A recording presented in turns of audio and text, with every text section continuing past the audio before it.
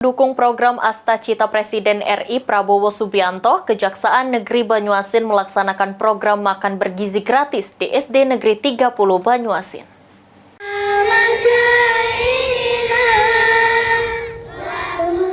Mendukung program Astacita Presiden RI Prabowo Subianto, Kejaksaan Negeri Banyuasin melaksanakan program makan bergizi gratis di SD Negeri 30 Banyuasin.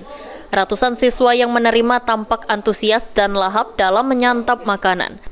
Muhammad Kaminsyah, Kepala Sekolah SD Negeri 30 Banyuasin 3 mengatakan, menu makanan bergizi gratis yang diberikan kepada siswa sangat lengkap dan memenuhi unsur gizi, karbohidrat, vitamin, dan protein. Diharapkan dengan adanya program MBG, perekonomian orang tua siswa menjadi terbantu. Dari MBG ini Pak, sumber makanan ini yaitu berasal dari Kejaksaan Negeri Kabupaten Banyuasin Pak, dan juga Dinas Pendidikan kerjasama.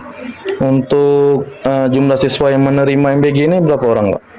Jumlah siswa di SD Negeri 30 Banyuasin 3 yaitu 214 Pak ya, yang itu melaksanakan atau yang menerima makan gratis itu dari kelas 1 sampai dengan kelas 6.